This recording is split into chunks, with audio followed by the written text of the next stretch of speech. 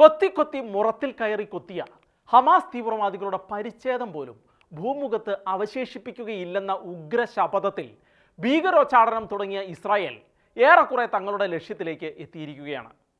കയ്യാളായി കൂടെ നിൽക്കുന്ന അമേരിക്കയുടെ പിന്തിരിപ്പൻ ശ്രമങ്ങൾക്കോ UN-ന്റെ പ്രമേയത്തിനോ ഒന്നും ഇസ്രായേലിൻ്റെ തീരുമാനത്തിൽ നിന്ന് അവരെ വ്യതിചലിപ്പിക്കാൻ പറ്റിയില്ലെങ്കിൽ കേരളത്തിലെ അധികാരക്കുതിയന്മാരുടെ സേവ് ഗാസ ഐക്യദാർഢ്യ പ്രഹസനങ്ങൾ ഇസ്രായേലിനെ എങ്ങനെ ബാധിക്കാനാണ്?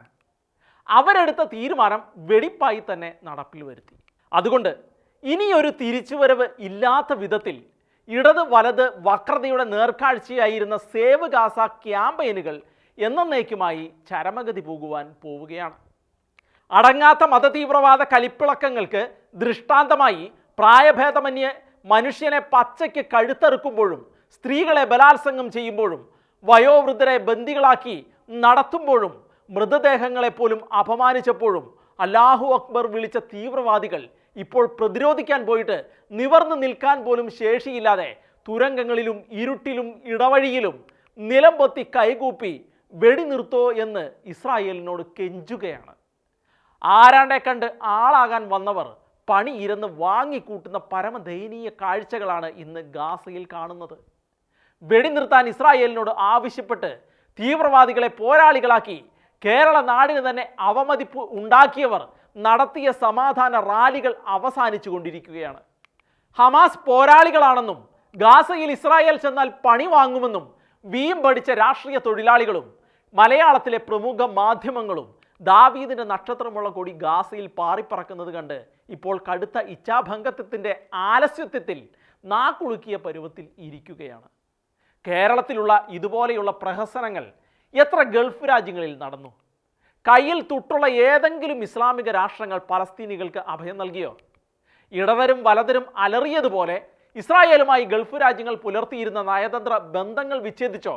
ഇസ്രായേൽ ആസ്ഥാനമായുള്ള ബിസിനസ് സംരംഭങ്ങളെ ഗൾഫ് രാഷ്ട്രങ്ങൾ പുറത്താക്കിയോ? ഇസ്രായേലിയ ഉൽപ്പന്നങ്ങൾ ഗൾഫ് രാഷ്ട്രങ്ങൾ ബഹിഷ്കരിച്ചോ? ഇല്ല.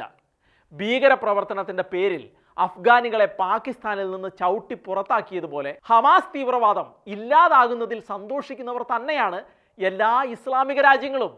പരസ്യമായി അതൊന്നും അവർ പറയുന്നില്ലെങ്കിലും അവരും ഈ താന്തോന്നികളെ റൂട്ട് ഔട്ട് ചെയ്യാനിറങ്ങിയ ഇസ്രായേലിനെ പിന്തുണയ്ക്കുകയാണ്. ഇന്ന് ഈ ഭീകരവാദികളെ പിന്തുണച്ചാൽ നാളെ അത് തങ്ങൾക്ക് തന്നെ വിനയാകുമെന്ന് വിവരമുള്ള അവർ ഗ്രഹിച്ചു കഴിഞ്ഞു. ശാസ്ത്രം പുരോഗമിക്കുന്ന ലോകത്ത് മതതീവ്രവാദത്തിന് ഒരു പ്രസക്തിയുമില്ലെന്ന് അവരും തിരിച്ചറിഞ്ഞുകൊണ്ടിരിക്കുകയാണ്.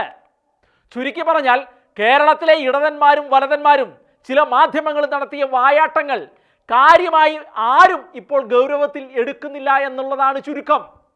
കേരളത്തിൽ ഇവരുടെ കോറസായുള്ള ഹമാസ് വാഴ്ത്തുപാട്ട് ഉയരുമ്പോൾ അൽഷിഫ ആശുപത്രിയിലെ സ്കാനിംഗ് മെഷീൻ്റെ അകത്തും വിദ്യാഭ്യസിക്കേണ്ട സ്കൂളുകളിലും ആയുധങ്ങൾ തിരികെ വെച്ചിട്ട് ഖത്തർ പോലെയുള്ള ഗൾഫ് രാഷ്ട്രങ്ങളിൽ കുടുംബസമേതം ഫുട്ബോൾ കളിക്കുകയായിരുന്നു ഹമാസ് നേതാക്കളെന്ന് എത്ര പേർക്ക് അറിയാം?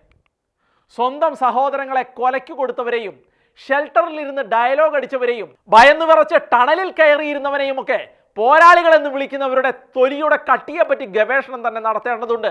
എന്തായാലും ഇസ്രായേൽ ഗാസയിലെ ഭീകരവാദികളെ തീർത്തുകൊണ്ടിരിക്കുകയാണ്.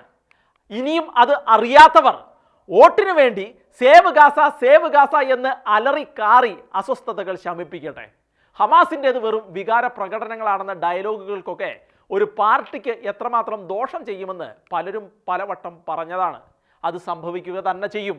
അറബ് ഇസ്ലാമിക രാജ്യങ്ങൾ പോലും തള്ളിക്കളഞ്ഞ ഹമാസ് എന്ന ഇസ്ലാമിക തീവ്രവാദി സംഘടനയെ പുട്ടിപൂശിക്കൊണ്ട് നടത്തുന്ന കേരളത്തിലെ രാഷ്ട്രീയക്കാരുടെ ഇത്തരം മുതലെടുപ്പ് നാടകങ്ങൾ പൊളിറ്റിക്കൽ ഇസ്ലാമിസ്റ്റുകൾക്ക് വേണ്ടിയാണെന്ന് കേരളത്തിലെ നല്ലവരായ ഇസ്ലാമിക സഹോദരങ്ങൾക്ക് പോലും മനസ്സിലായിട്ടുണ്ട്. അല്ലെങ്കിൽ ദേശീയതയുടെ പേരിൽ ചൈനയിൽ പീഡിപ്പിക്കപ്പെടുന്ന ഉയ്ഗുർ മുസ്ലിങ്ങളെക്കുറിച്ചും സൗദിയുടെ ആക്രമണത്തിൽ യമനിലും ആഭ്യന്തര കലാപത്തിൽ സുഡാനിലും നരകിക്കുന്ന മുസ്ലിമുകളെക്കുറിച്ചും എന്താ ഒരുത്തിനും മോങ്ങാത്തത്?